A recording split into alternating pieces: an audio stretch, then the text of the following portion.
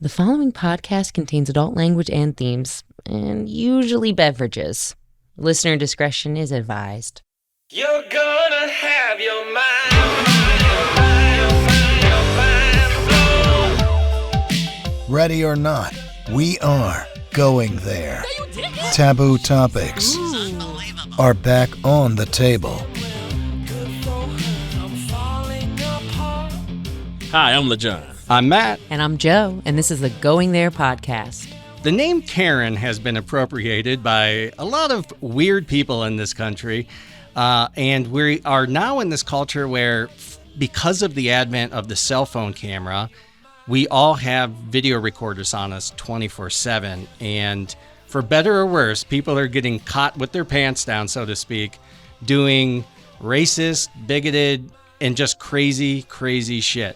And we have with us here today somebody who we're super psyched about. He is a chef and a social media icon these days and a big-time influencer, host of the Instagram Karen's Going Wild, Pavel Polonich. And he's here with us on the phone, calling from D.C. How you doing? Hey, how are you guys doing? I'm very good. I'm very excited to be invited today. You have your own news that you essentially put together, things that are happening that you're finding from social media, and then the real wild stuff you're putting on your Karen's Going Wild Instagram. And is it just Instagram, or is it? I know you have a TikTok as well, but some of it's your personal stuff, and some of it's your Karen's Going Wild stuff, and some of it's your news stuff.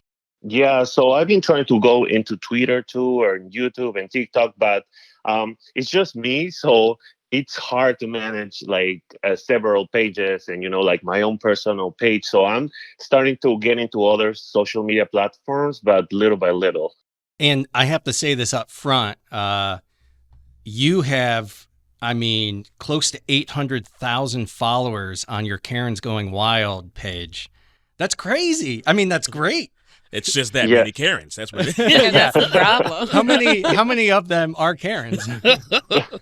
It is insane, like how the page kind of just went viral. Like when I created the page, I never thought that it was going to explode the way that it did. Like I wanted to help, but I never thought I was going to get so much support and at the same time hate. But a lot of times people don't realize that when they comment hating and like sending to other people to try to like bash the page, they actually helping with the algorithm. So like the page just went like good. So it was very surprising. I never thought that it was going to turn out the way it did. So when did you start the page, the Karen's Going Wild page? So actually, I started the page recently. It was in March, right after, the whole like Karen in New York, the Amy Cooper situation. Yeah. That's when I decided to kind of create a page to kind of compile all the Karens that they were like doing bad things out there. And in the beginning, I started just putting out videos that already were kind of going viral, but then like people start sending them to me directly, So that's kind of how, like, I was getting prime videos that, not any news outlet had or any other major pages had. It was just like, it was just showing up for the first time on the Karen's Going Wild page. That made the page just kind of go blow up. That's so awesome. So for our listeners, obviously you can tell Pavel and I are from the same place since we have the same exact accent. Yeah, right. He has a much sexier voice than me. So let's talk about how this all started. So you're originally from Peru, and you only moved over to the States a few years ago, right? Yeah, so I'm Peruvian, born and raised, I never planned that I was going to end up in the U.S. living, and actually this was going to be like my country and becoming a citizen. Like it was not in my plans growing up, but I really loved and fell in love of the U.S., of the city, and here I am. Like that's awesome. And so, when did you learn English? Did you learn just as you were coming over here, or did you learn some of it growing up? So in school they teach you English, and I actually was very good, but I didn't realize that it was not enough until I actually came to the United States and people were like talking to me and I was like, oh my God, I don't know English. Like, yeah. I feel like all those years were wasted at class because I cannot understand anything. Yeah. And but little by little, like I start taking some classes online, and I put, the goal to myself to be able to, watch a lot of movies in English, and watch a lot of music, and learning the lyrics to try to improve my pronunciation. So that's how I start, like becoming better in the language. Yeah, because in America, most of us take Spanish growing up, and I could probably tell you 3 Spanish words, and they're bathroom, beer, and sex, I think, and that's about it. You're still pretty good. Well, the basic, one, yeah. You know what to say if you go to a different country. That's Yeah. all. Where's Where's the bathroom? Where's the beer? Where's the sex? Where can I have sex in a bathroom, please? Hey, the whole package on that, please.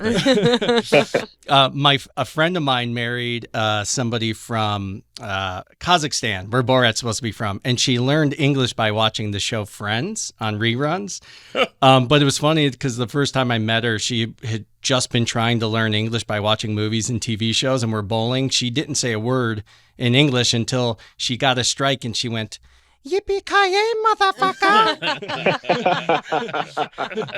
I was like, well, someone's seen Die Hard, so that's good. So were you already an activist when you were in Peru, or was coming here, or even seeing on the news before you got here what said, oh shit, we got to do something about this? Well, I feel like I always had that passion about like helping others, and I always participate, like in helping, like whenever there was like campaigns to help like poor people for like Christmas, like feeding the homeless. Or I did a lot of activism for like against GMO in Peru, because we're trying to conserve like our like our food.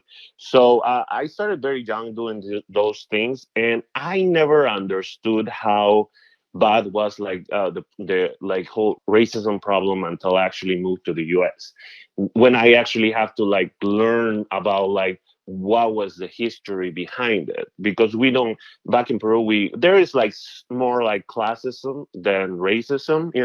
So but when I moved here, there's when I learned the whole story about like slavery, about segregation, and that I experienced my own like issues when people were like telling me go back to to Mexico. I'm not even from Mexico, but that's one that.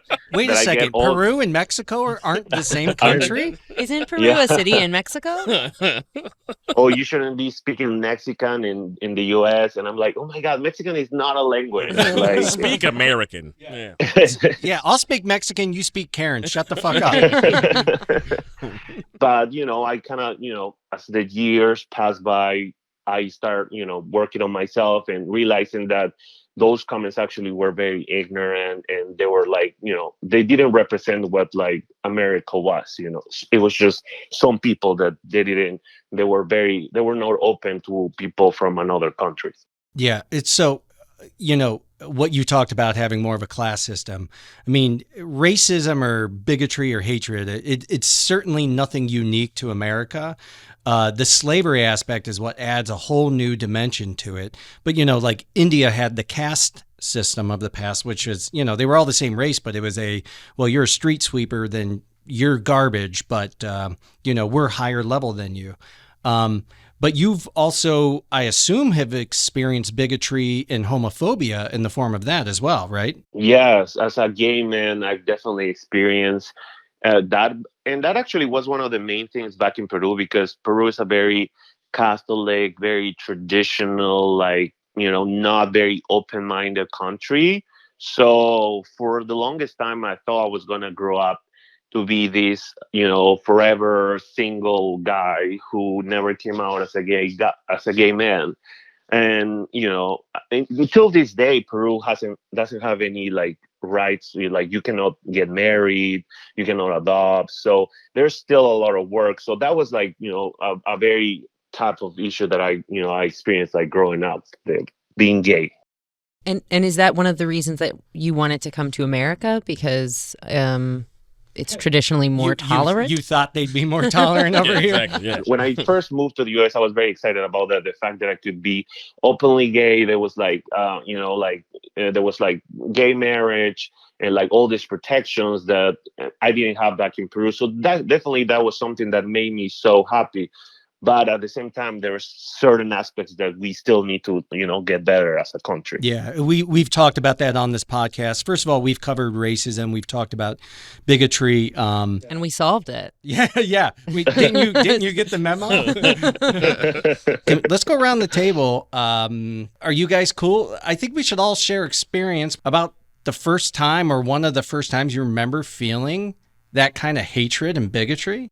Where do I start, man? I remember when I was a kid at the IX Center. It's a big exposition center where they have all these like trade shows and riots and games and things like that sometimes. And this particular time they had it was the what they call the National Gun and Rifle Show or something like that. It was a traveling show or whatever. And so I'm looking at these the guns and the knives and everything. I'm just with adults and stuff and going around. So I kind of strayed away a little bit by myself. And this white guy walks over and says, "You like that, boy?" I'm like, "Hey, they're cool." And I didn't think anything. I mean, I don't know any better. As time went on, And you're a little boy, so you're thinking, yeah. I'm like, yeah, I like that. Yeah. He's like, yeah, that's the kind of stuff for every red-blooded American, real Americans like us. I said, okay. I don't have enough money, but that's cool. And as time went on, I'm like, damn, that was really fucked up. That was really messed up what that guy was saying to me. And he was just like so cool with it. Because he's just calling you boy. Yeah. I mean, just straight up and everything. So, but that's, again, one of many. I can go on forever. But, yeah, that's the first. But that one stuck with you. Yeah, that's the first one I remember. That's the first one that I remember having, yeah. I was lucky enough to grow up in Kent, and that's a university town in Ohio. So a lot of the in the neighborhood, a lot of the people who were there were professors. And since we had a liquid crystal institute, no American was a professor there. It was all foreigners and their kids. So I grew up in a nice little diverse enclave. But then at the end of 5th grade, I moved to a town 2 towns over. And the first thing everyone asked me is like, where I'm from and what am I? Because I'm slightly more tan. So I remember that was a big issue there. That sucked. So what I'll do is I'll play the bad guy and I'll share the first time I said something that was very innocent that sticks with me to this day because I wish I could go back in time and change it or find this person. So I had a good friend. One of my good friends in 2nd grade was black. But because we came from the name of the city is Cuyahoga Falls, and the joke was it was Caucasian Falls because it used to be back in like the post-World War II times, it was like the whitest city in the nation. Even though my family's Italian and we were still one step below the regular white man. My friend asked me if he could spend the night at my house. I was like, yeah, I'll ask my mom. And I go home and I ask my mom, is he allowed to spend the night? And she's like, of course. I go, well, he's black. No one talked about race and we talked about slavery and we learned about racism, but there was such, like we've talked about, that subverted, like institutional racism that you didn't realize that you were never taught to be anti-racist. And so you weren't taught to say something like, of course you can spend the night. Like, why would it fucking matter? But I think even he was asking me, am I allowed to spend the night in such a white house? Yeah, if 2 kids are noticing that they might be crossing racial lines and get in trouble, it's embedded pretty deep. Umaru, if you're out there, buddy, I love you. You can spend the night anytime you want. Bring the onesie. I think the first time that here in the U.S., it was when I started working as a cook, one of my first jobs here in the U.S. And I remember I was very excited about the new job. So, as a new person, I was working very, very hard to try to that everything was great, clean. There was 3 white guys that work in the kitchen. And I felt like they were upset about me trying to be good worker. But I remember he's like, your people, he said something like, your people are always trying to steal our jobs. They come to steal Americans' job. And I was like, it kind of I felt like it was very messed up that they say that, because I was trying to be their friend. I was actually trying to help them out to kind of just become, part of the whole group. I was very young. So, I was different from whatever club they had of white people or race. Unlike what Joe would say, we did not solve it. What? Sorry. At least a lot of the people who've come to this country and assimilated to some extent, have said, like, my dreams of what America was, this land of the free, this land of opportunity, you get there and there still is some of that, but then it's also like the ugly underbelly you don't see on the TV, you don't see in the movies, where you're like, this place is actually a little messed up. When I actually came to the US and like experienced the other side of people actually don't want us to be here, I didn't understand it very well, because I was like, why not? Like people come from other countries to work hard, to bring their families, to grow the economy all together. It should be a good thing. That's what I thought. But it's something deep inside, some people, that they don't want to let that go. And I've never really heard a Native American say that to somebody. Go back to your country. No, but white people have told Native Americans, who they thought were also Mexican. So those poor Mexicans, they get blamed for everything. And most of the people they call Mexican are not. Can we switch gears real quick to a good part of the subject, which is, tell us a little bit about your creativity in food and being a chef, and how that's helped you express yourself. Well, Peruvian food is a very diverse type of food. Depending on the area that you are, like if you're in the mountains, if you're near the coast, like the type of food changes in the proteins, the seasonings. But I grew up and my grandma had restaurants back in Peru. So since I was very little, I always enjoy going to the restaurant and actually learning with the chefs. And they are the ones who taught me how to cook. Like by the time I was 16, I was actually a very good cook. So that's what inspired me to become a chef, and share part of that culture to the world. Cool. What's your favorite Peruvian dish to serve to someone has no idea what Peruvian food is? Wait, it's Mexican food, right? It's a taco? It's tacos and burritos. We don't actually do any tacos or tortillas. We are not a lot of times people think that all South America, and they use the tacos and tortillas, but we are more of a rice and potatoes type of country. We have a lot of Chinese and Japanese influence too. After the war, World War I and World War II, there was a lot of people who migrated to Peru. It was one of the few countries that allowed them, to come and be part of the culture. So we are a very rice and potatoes type of country. And there's this dish called lomo saltado. I was just going to say, I've had lomo saltado. I love it. Yeah, it's very good. And try some Peruvian chicken. They're expanding everywhere. They're like the new KFC of. Oh, wait, is this a restaurant chain? No, it's just a type of we do like this roastery chicken that we have a specific seasoning that we put, and they serve it with yuca. And like I said, we have a lot of like Asian influence. So we have fried rice too that it comes to it. A lot of times people don't connect it, but the Chinese Peruvian food is called chifa. The model is just, people can just repeat it over and over, like a bunch of areas that there's more like Latinos communities. There's a bunch of Peruvian chicken places open up. So maybe around where you guys are, there's a Peruvian chicken place. It's really good. We're going to take a little break, listen to some sweet songs from Ace and the Mighty Gan. Ace and the Mighty Gan, they're a two-man band consisting of childhood friends Logan Olberg and Dennis Seaman. And you can find their music on Bandcamp, SoundCloud, Facebook, Spotify, and just a little deep cut. I'm in a couple of their music videos, so check them out. Indie pop darlings, Ace and the Mighty Gan.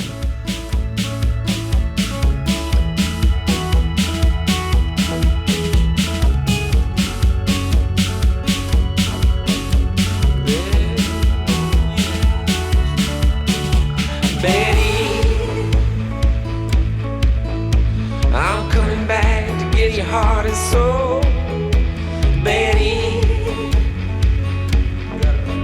I'm coming back, maybe coming back in force, Betty. So, Karen's Going Wild, you blew up overnight, essentially, right? I mean, how soon did it go from I started this to holy shit, I have 500,000 followers? In the beginning, I was like, yes, I got 100 followers. And then I think I woke up the next day and it was like, oh, I have 1,000 followers. And, 1,000 followers, I have my own personal page and I know how hard is it to grow your audience. So, and then I think a week after, I was already in 10,000 followers. So there was a point when, like, I think like after 2 months, when I was like, I reached like 100,000 followers. Then I was like, oh wow, this is like gonna, go very, very viral. And when I passed the 500,000, that it was like probably in July or something, like July or August. After like you 3 months. That's crazy. That's awesome. it is insane, but at the same time, I felt like, so I was posting a lot about Karens, but I didn't went very political in the beginning, because, like, it was a very sensitive subject, and I wanted to focus in this specific thing. And but when I start posting a little more about, like, informing people how to vote, and about, like, the political candidates, and, like, like, publicly supporting, you have no idea how much, like, hate I got. Like, it was insane, because I was like, these people follow this Karen page, you automatically assume that they are, on the good side of history. But then I find out that there's people who actually enjoy looking these type of videos, but they are part of the problem. You represent actually something that's a beautiful thing, which is immigrants who come here, embrace our culture with open arms, try to assimilate into it as much as possible, and embrace and celebrate the democratic process by getting so involved. And instead, you're criticized for it. That should never happen. Because that'll still never be enough. It does. None of that stuff will ever matter, because as long as you don't look like them or us or whatever you want to or call it, sound like them, exactly, or think like them, or vote like them. Nah, that doesn't matter. And meanwhile, like you said, we're doing everything that you claim that you want us to do. He went through the process correctly. Yeah. He's getting involved with the vote. Yeah. And then you still Yeah. question him. You're a dick. Exactly. So is that what inspired you to start doing Karen's Gone Wild? Yeah. So one of the main reasons that I created the page is that there's so many cases of people who, especially if they're young, or like they're new to the country, or they are experiencing this type of racism. It can hurt a lot. It can, like, mess up with your self-esteem, with your, like, as your persona. So I wish that there's a day when people actually are more, these Karens and these people out there are more aware about what they're going to say, because now everybody has a phone. So if you get caught on a recording, somebody records you saying some racist stuff, or some, like, homophobic stuff, you're gonna end up, like, losing your job, losing your career. People don't really want to be associated with people like that. So I hope that there is a point in our lives that people are gonna think it twice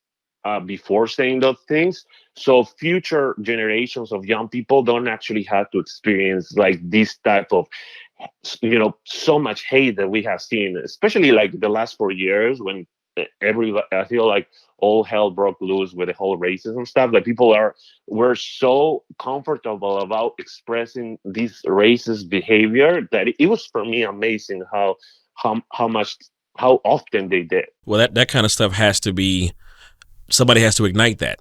And we can all have our assumptions about who did it.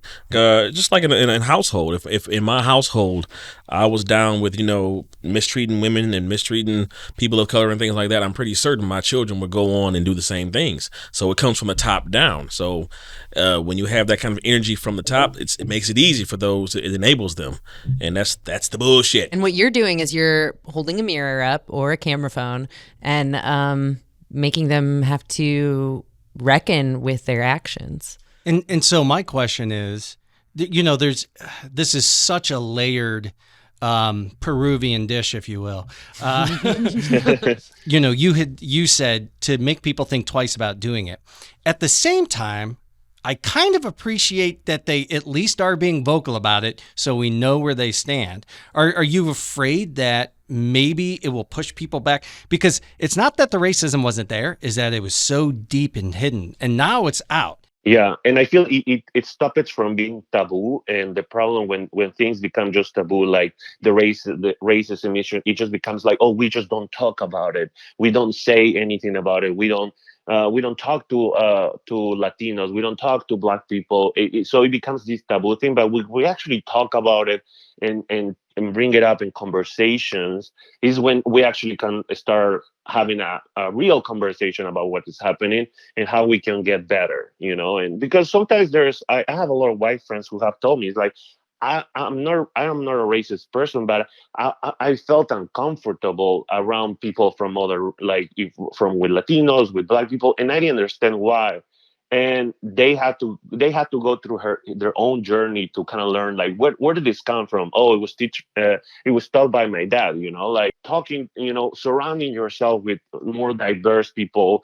If you feel like everybody around you just looks like you, try to diversify your circle of friends. So when you start actually caring about people from other races, other cultures, and loving them, that's when you start opening up your heart and kind of leaving behind that, you know, uh, a little bit of racism that you might have, or a little bit of bigotry, because everybody has, these are unconscious biases that, that we have been taught, from very young. So diversify your group of friendship. Yeah, I was going to say that a lot of people will get really defensive if they think that they're being called racist. But there's this great Avenue Q song called Everyone's a Little Bit Racist. And really the idea is that everybody does have this underlying racial bias, or at least from my experience in the United States. Do you think that you have any kind of bias that's subconscious that you ever have to fight against? I I feel like Karens. the Yeah, Karen, aside from the Karens. Right. it could be also for, like, even things that they're funny, like, for example, that we joke about sometimes, like, oh, like, whenever you go to a Thanksgiving dinner, and then you're thinking, oh my god, I need to eat before that Thanksgiving dinner, because it's only like white people, so probably the food is not gonna be good. And sometimes you are marked very bad because you have had a bad experience with That's it. just like you And wearing a seatbelt when you get in a car, though. That's just safety. Yeah, no, that's smart. Do you think that you have reached a Karen? Have you gotten through? Have you had a breakthrough with one, and one of them has come back to you and said, you know what, I was wrong for that, and thank you for exposing me and my Yeah, curious even if they spirit." weren't the ones in the videos, Sure. but if they were like, I've done that before and I didn't realize how damaging it was. Have you reached anybody on the other side? I have reached people who they actually are Karens. Their name is Karens, and they have And reached out to me and told me, "Hey, by the way, my name is Karen, and I grew up in this little town, and I am working very hard to be able to get get rid of these ideas that I have, and I am actually a Karen that supports the movement." So those type of messages they're very inspiring. a But Karen. there was a couple of times that I posted on my page of people, like Karens against, like, systemic racism, or I want to speak to the marriage of the management of manager of systemic racism. So Nice. when you recognize that privilege that you have, and actually use that privilege, that power that you have, to something good, that's when you are making a better United States, a better America. Just recognize it, own it, because you're right. A lot of times people get defensive about it when you talk about white privilege, and when you talk about these type of things. They get very like, no, I'm not like that. I'm and the only thing you're doing is just like closing yourself up, and then you are not able to improve. Let's talk about how you get the content. Because obviously you don't have time to make all of these videos yourself, but you post them. How do you get them? So normally all the videos that I post are actually sent by the people that recorded it. And I literally get so many messages a day with people saying, like, hey, this happened to me, or like they record a video. So I go through, like, like a filter process. When I sometimes you cannot hear anything, or like, I think I need to do like an instructional video of how to record a Karen. Because if you're inside the car and you're blasting music and you're recording outside, you're not gonna listen to anything. So sometimes I want to post things, but you cannot really I'm hear I'm or I am offering this right now. If you want to make an instructional video, because I own a video production company. That's who's doing the podcast. I will make your how to record a Karen's video. I will make it just to be a part of the cause. That sounds amazing. That sounds amazing. Yes, because sometimes the videos are they could be good, like they could be they could show something, but if people don't, like you don't if don't do a very good job, or you don't clean your camera before you record something or take a picture, then I can only see the grease on your camera, and then I cannot actually see the thing. I would love this video. Step one: ask yourself, am I a camera? Yeah, flip the camera. In the instructional video. So yeah, that's how I got most of the videos. People send them to me. I check the video. I hear the story. How many messages do you get on an average day? I don't really know. I receive like thousands of messages. How the hell It's did we get a hold of you then is my question. because you send me an email, which is like the most easier way to reach out to me, and that's why I said, like, I put it on my profile. If it's like something really important, like, just send me an email. Sometimes it's just like a haha, I love this video, but it's already on my DM as a message. So I cannot go through all the messages that I receive a day. So it's kind of like I scroll, I click, I try to read the intro of it to be able to see if it's actually a video, if it's just a comment or somebody saying, like, ha ha ha, or good job. Or somebody or just like filming their feet. yeah, Take get that, Karen, you bitch. you have Nice no kids. idea how many inappropriate pictures I get all the time. I am Do like, you get a lot of solicitations by other men and women? I don't know if you guys saw his picture. He's actually a very, very handsome, very fit man. I'm not gay, but he made me question that just a little bit. thank We'll you. be emailing you.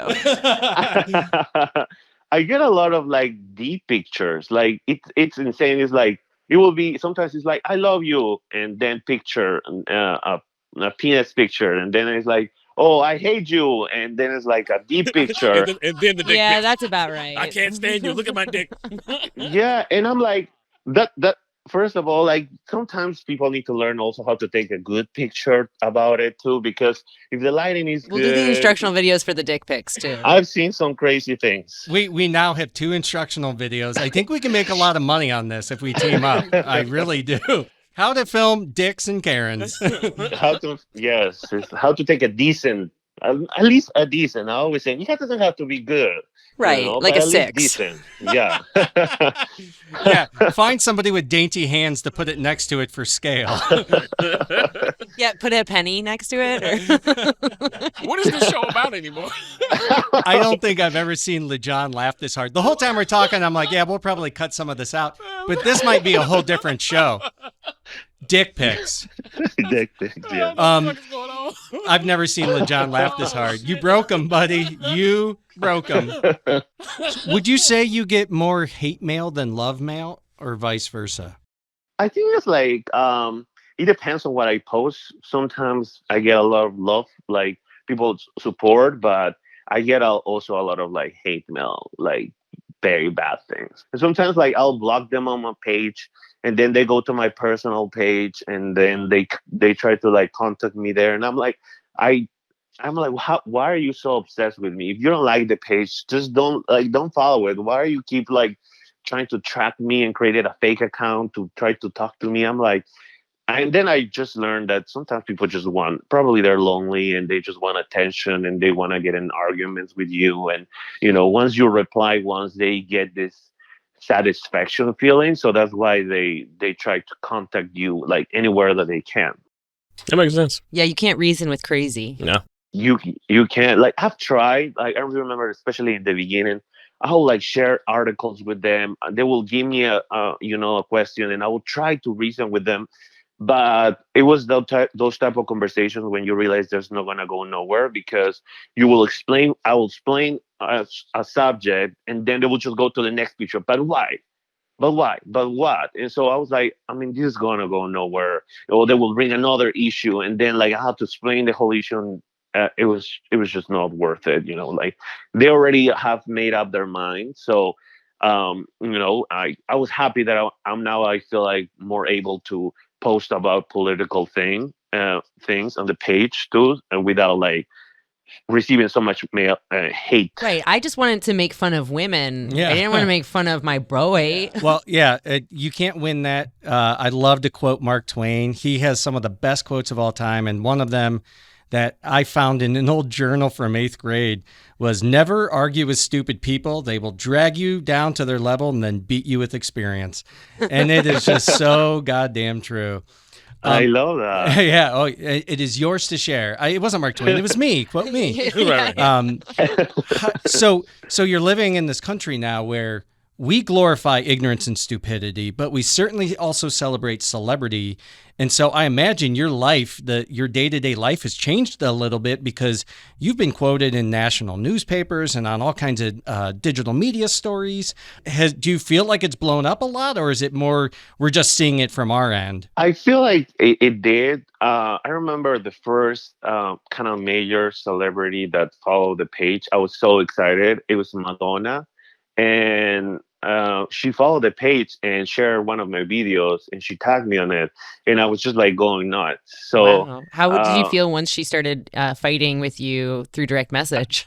Yeah, how do you feel about the second dick pic she sent you? She didn't fight with me. She was actually very nice. We exchanged a couple messages, like we talk about like the issue. So my mom wasn't more proud of it because she was like, my son actually had a message conversation with Madonna. I just thought it was like it makes me excited when I actually get support from everybody. But I feel like for my friends, I'm like a little local DC celebrity. They always joke about that now, but I'm the same person, like that I always been. He hasn't like gone through my head or anything like that. And I feel like my main cause is just to help a bigger issue, a bigger problem. So yeah. And you pretty much already answered the question. I was wondering, like, how was everything perceived and received by family and friends as far as the stance you've been taking and everything with the Karens and whatnot? Yeah, I mean, yeah, like I said, they were very supportive. At the beginning, they were actually worried about the whole thing because there is some crazy people out there. But I'm very cautious about like where I post, and if I post something, I don't put my location right away. So now I post delay things. Once I leave the restaurant, I actually post about it. So as much as you don't want to be, I mean, that's part of the problem of being famous is you get the crazies. As well as being a social justice warrior. It's not because I had very bad things, like people threaten me and like tell them they're gonna find me and and things like that. I'm gonna find you. I'm following you on the street. I know you live in DC. Yeah, but these are the people who think you're from Mexico, so they're probably not going to track you down. They're in the wrong place. I'm at the border. Where are you, boy? Tijuana, bitch. Yeah, it is insane. It's like, oh, I'm gonna follow you, I'm gonna fuck you up, and then they'll be like, you're gay, and then suddenly dick pic, and I'm like, I feel some internalized homosexuality type of situation. This is some crazy stuff. Did you ever see the film American Beauty? The dad next door to the neighbor thinks his son is having homosexual sex with his neighbor, the older man, and he goes over there to confront him, and then it turns out the dad is actually gay, and he tries to make a move on him. And of course, talk about Karens, it's Kevin Spacey who stars in the film. God damn it. We were just talking about that last night. Kevin Spacey is a good segue, sadly, into the cancel culture. So it's like this culture of gotcha, and now you're done. There's no redemption. You're finished. What are your feelings on that? Because I think some people said, this guy represents the cancel culture. He's shutting down Karens to throw them away and shut them up for good. I don't feel like that's what you're doing, and I don't feel like there is a one size fits all for the cancel culture. But what do you think about all that? Yeah, actually, recently I did an interview with BBC, and it was about the Karen situation. And then when I saw the interview, because I have like Google alerts, and then I was like, They didn't even let you know when it was out. no. And the title of the article was called "The Cost of Cancel Culture" and something like Pavel Palinic and behind the cancel culture. And I Yeah. was like, oh my That was god, the one I read. Yeah. yeah. And I was like, oh wow, like that's not the what we talk about, but it was the whole issue. But I feel like, so I feel sometimes, especially like under the like Trump with the whole cancel culture and how he's very against it because he doesn't like people being accountable. I feel there is people make it actually worse than it is. It is like it is true. Some people lose their job and lose their careers or wherever, but it's not like they're like erased from the earth forever. Like there are several cases of people who have been canceled and still have made a comeback later. Like what is the name of the girl from Harry Potter, J.K. Rowling, and she made some. I think it was like transphobic comment. Yeah. And Yeah, she's digging her heels in though, right? Yeah. And Yes. it's so surprising because she was, it's like the person who goes, I love everyone and people who hate are the worst, other than the Jews. I can't stand those guys. Or I guess it just makes you realize that everyone has these issues to some degree. Yes. Yeah, and whatever it takes to bring those issues out, but you got to look within yourself and say, well, it exists within yourself as well. And are you the type of person to stand up for it or not? I'll share a couple of the videos I saw, and if you want to mention maybe a couple of the ones that you remember the most that stuck out to you. I recently saw the one that you posted where the guy was going around putting swastika stickers on everything. And he's wearing a mask, of course. And the dude taping him is hilarious. He reminds me, his voice reminds me of a character from a movie that I can't pinpoint. But he's just like, no, bro. Like, no, fuck that, bro. No. And the guy's like, oh, I'll take it down. He goes, no, I just want your ass out of here. Like, you don't belong here. You don't do that shit. And this dude, he had no excuse for it. But you would have thought like you caught him praying in public or something where he's like, okay, if this offends you, like he thought what he was doing was totally fine. He goes, I believe in the ideology. They're like, the ideology is about hate, killing people. Are you kidding me? Yeah. And he was just like, well, whatever, it's just like, And then I would want to share my favorite funny video that wasn't a Karen video. Your TikTok where it was like you had the voiceover and the person's like, homosexuality is an illness. Yeah, I made that one. It was like I just like recorded it and it says that homosexuality is illness. So I just record myself saying like, oh, taking my temperature and then calling my boss saying like, I don't think I can go to work today. I woke up a little gay. Yeah. Have you recovered since then? I haven't been able to recover. But the one that I posted actually today about the woman on the voter fraud trial or whatever. Oh, the Michigan council. Yeah, I have named her the conspiracy Karen. I saw that. That was awesome.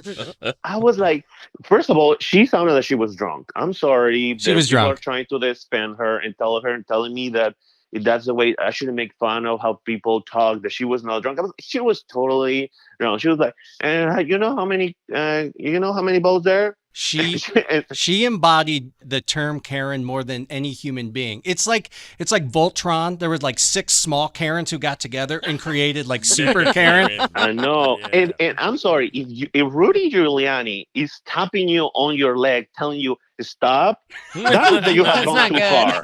Because Rudy Giuliani has said some crazy stuff all the time. If he's telling you that you're going too far, you're actually going too far. That's like Gary Busey telling you just did too much coke. Yeah. Just ain't happening. Sorry if you don't get that reference. She was it was hilarious, and like this whole like it's been like a circus type of situation. When I hear like the things that are happening, I find it hilarious. But I'm just like, it looks, sounds, and feels like satire top to bottom. It is, and then Rudy Giuliani farted like twice at that thing. So I'm like, when I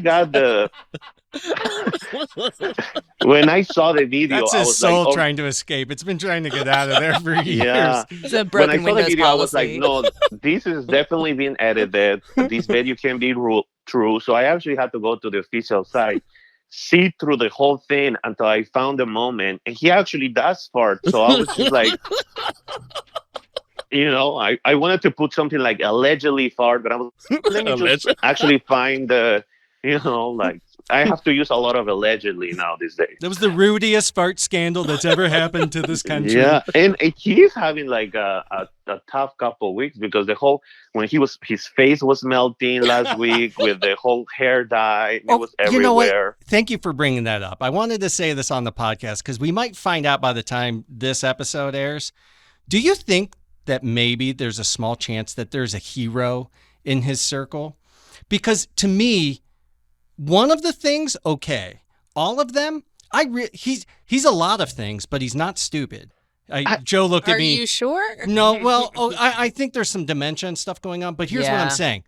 When you make the phone call and you say, hey, we need to book the Four Seasons, tell me somebody didn't do that to fuck with it. Tell me there's not a hero who's not wearing a cape on the inside. Somebody who said, hey, I got some really good hair dye for you. Hey, somebody who said, I mean, they got him making fun of Chinese people on a Zoom call. Like, he knows the camera's on.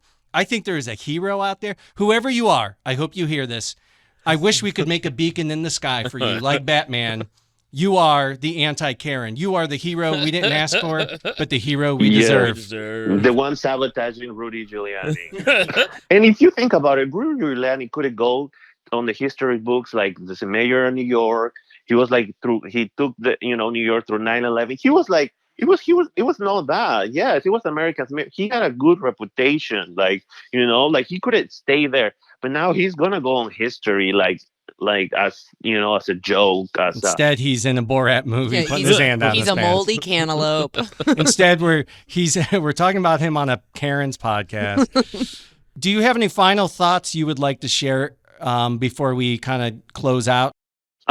Just be good one another, and if you are listening to the podcast and you feel like identify with these problems, know that there's still part of the country who's are trying looking for us to get better. And if you're on the other side, you're trying to get away from those type of racial bias or racial behavior that you feel they're deep in you and you don't know why. Try to diversify your group of friends. Try to get to know people that don't look like you. If everybody around you is the same, you're never going to be able to learn and to experience this. There's a big war out there that is just not the United States of America. It's there's so many cultures, languages that you can enjoy, that you can meet people who can actually like you and and can actually make your life more happy than what it is right now. So just be good with one another. And isn't it so much more interesting when people around you are different from you? Yeah, it is definitely. And sometimes I feel like these people are like full of hate because they haven't had a lot of love. And sometimes that creates a lot of issues too. So just diversify yourself. Thank you so much. I mean, we're honored, especially having heard how many people are reaching out to you on a daily basis. And the fact that we did it without an unsolicited dick pic is pretty impressive. And we have so much appreciation for that. You can check him out at Pavel Polonich on Instagram or at Karen's Going Wild. And it's wilds with an S, right? Yeah. It's so that's people never understood why, but I have a thing about saying things where S in the end is kind of my thing. Everybody of my friends knows me. I say I loves you. It's a thing that I became, and I feel like if I would have known that it was gonna explode, I would have just pulled wild. But anyway, we just still did very good. So it's wild. It's at Karen's Going Wilds. And it's got over 750,000 followers right now. By the time this launches, who knows, it could be over 1 million, which we're hoping for you. Make sure that you check the Pavel Polonich because now there's like 1 million pages called Karen's Going Well. I have to copyright my own name to be able to use it uniquely. So more than anything, the most important thing isn't really that. It isn't even this podcast. It's good people out there trying to do good things. And especially when you came here, you embraced us and you weren't embraced in return by the people who should have. Know that you at least have 5 people in this room who love you, man, who think what you're doing is awesome. Oh, thank you very much. And now we're gonna stay connected through on social media, so I put a face on the voice. Yes. And I'm my handle is RUDY Giuliani. It is the hero behind Giuliani.